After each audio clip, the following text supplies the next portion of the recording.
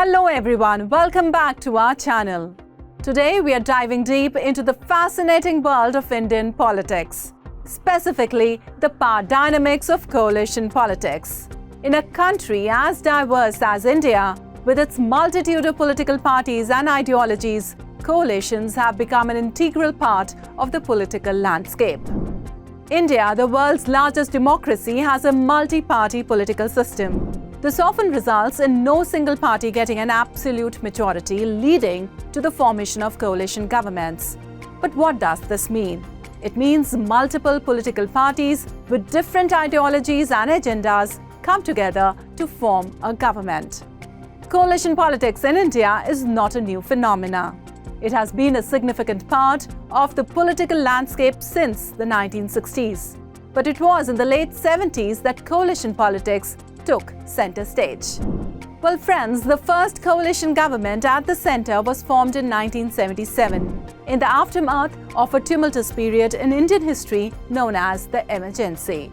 The emergency lasted from 1975 to 77 and was a period of political unrest and constitutional crisis. Prime Minister Mrs. Indira Gandhi declared it ostensibly to maintain law and order in the country. However, it was widely seen as an attempt by Gandhi to consolidate power and suppress dissent. Well friends, during the emergency, civil liberties were curtailed, political opponents were arrested and the press was censored. This period of authoritarian rule led to widespread public discontent and a loss of faith in the Congress party, which had been the dominant political force in India since independence. Well, the end of the emergency in 1977 led to a significant shift in India's political landscape. The public outcry against the excesses of the emergency led to a consolidation of several opposition parties. Well friends, these parties, which included the Bharatiya Janata Sangh, Socialist Party and the Congresso, came together to form the Janata Party. Their common goal was to challenge the dominance of the Congress Party and restore democratic norms in the country. Well friends, the Janata Party's campaign in the 1977 general elections was centered around the restoration of democracy and the protection of civil liberties.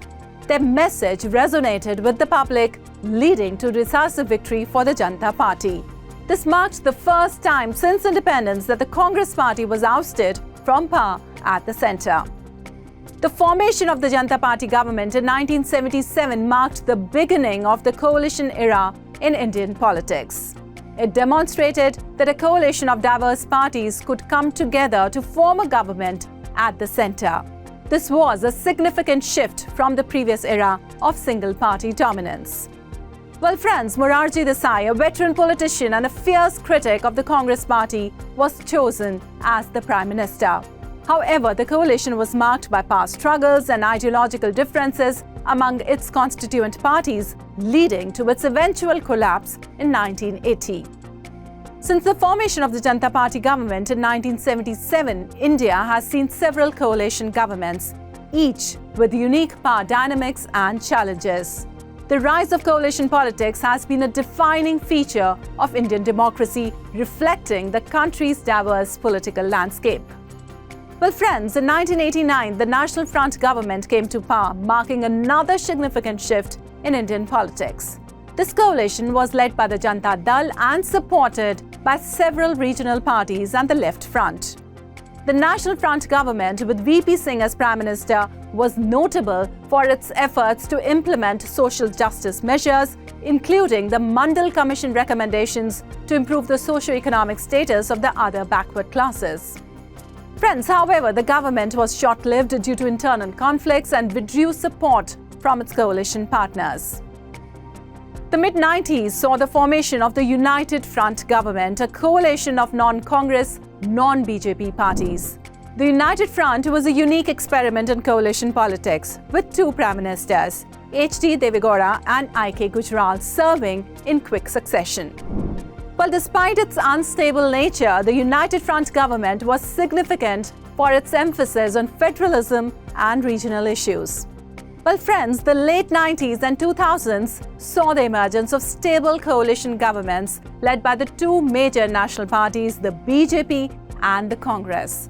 The BJP-led National Democratic Alliance, the NDA, with Atal Bihari Vajpayee as Prime Minister, came to power in 1998 and again in 1999, marking the BJP's transition from a party of the opposition to a party of governance. The NDA government was notable for its economic reforms and infrastructural projects.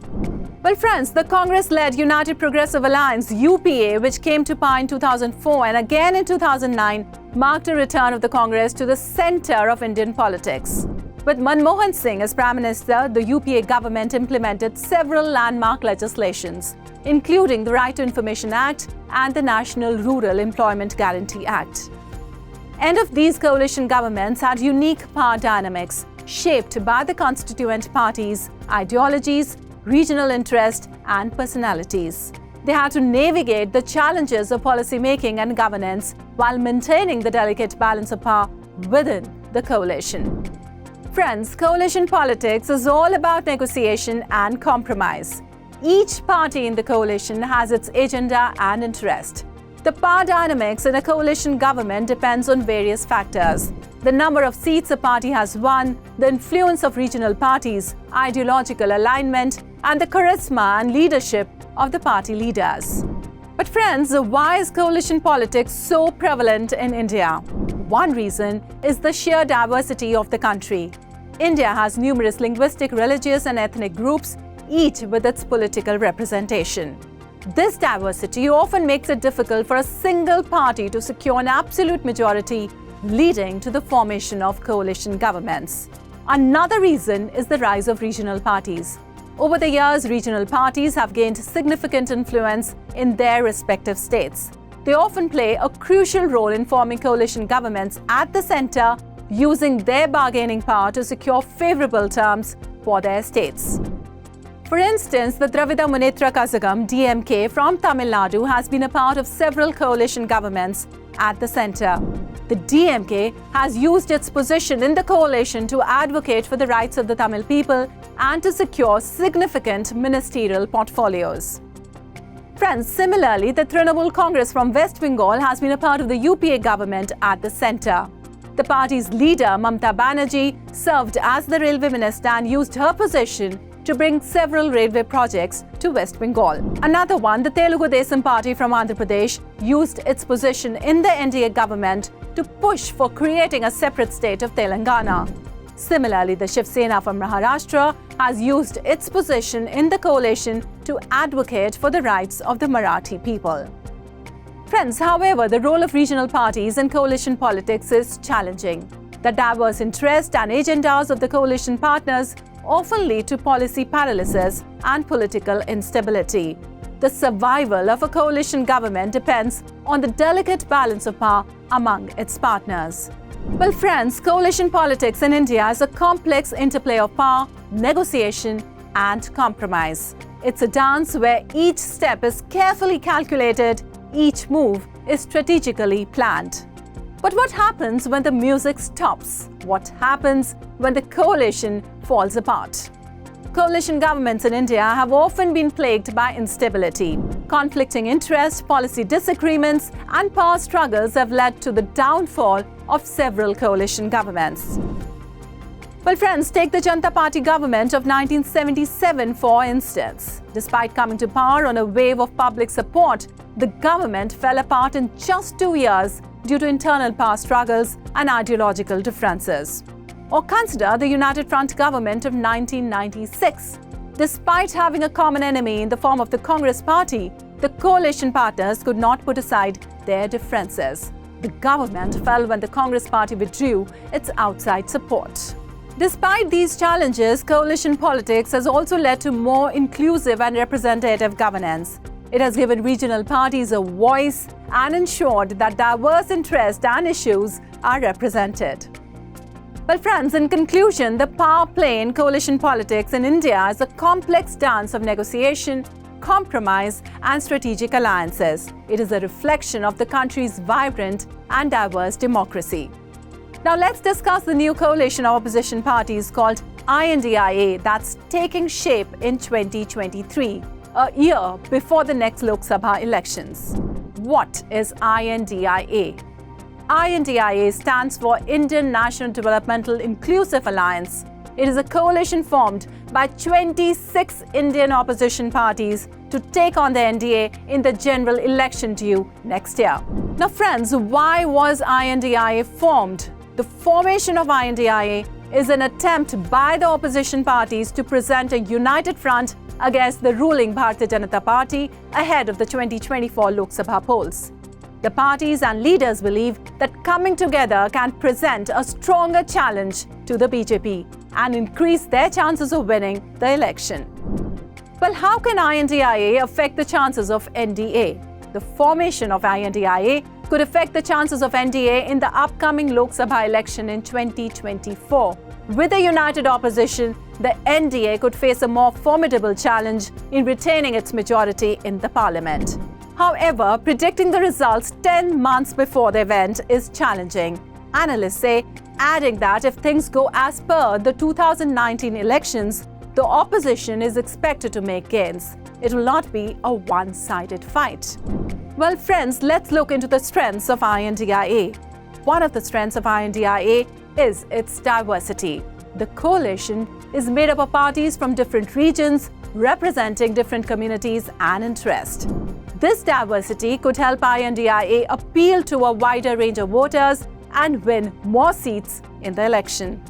Another strength of I.N.D.I.A is its experience. Many of the parties in the coalition have been in power before and have experience governing at both the state and national levels. This experience could help. I.N.D.I.A presents itself as the credible alternative to the BJP. Friends, there are challenges that I.N.D.I.A will need to overcome if it hopes to win the election. One challenge is unity. With so many parties in the coalition, there could be disagreements over policy and strategy. I.N.D.I.A will need to find a way to work together effectively if it hopes to present a unified front against the BJP. Another big challenge for I.N.D.I.A is voter perception. Some voters may see the coalition as opportunistic or needing a clear vision for India's future. I.N.D.I.A will need to work hard to convince voters that it has a clear plan for governing India and improving people's lives. On the other hand, the BJP-led National Democratic Alliance (N.D.A) is strategizing to broaden its alliance by bringing in more partners. The BJP, buoyed by PM Modi's popularity and an expanding social base that includes more OBCs and Dalits, aims to leverage its second N.D.A term to extend its influence. Well, friends, in a show of strength, 38 N.D.A partners met in New Delhi soon after gathering 26 opposition parties in Bengaluru, aiming to outline strategies for the highly anticipated 2024 Lok Sabha elections. The N.D.A meeting in the capital demonstrated the alliance's formidable strength, with BJP chief J.P. confirming that 38 parties participated in the meet, which Prime Minister Narendra Modi attended. This meeting marked the first gathering during the Modi government's second term. But friends, the ruling BJP is committed to not yielding to any demands from its allies that could obstruct its political growth, policy agenda or ideological programs. Similarly, the threat of the Akalis exiting the N.D.A did not dissuade the Modi government from proceeding with the controversial farm laws. And after losing the high-voltage Karnataka Assembly elections, the BJP is changing its strategy and there are rumors of a cabinet reshuffle ahead of the 2024 polls. The BJP appears committed to expanding its influence and fortifying its position in the forthcoming elections by seeking additional partners and forging a more robust alliance. But friends, however, the success of these endeavors will only be revealed in due course. Thank you for joining us on this journey through India's intriguing world of coalition politics. Remember to like, share and subscribe for more insightful videos. Until next time, stay tuned, stay curious.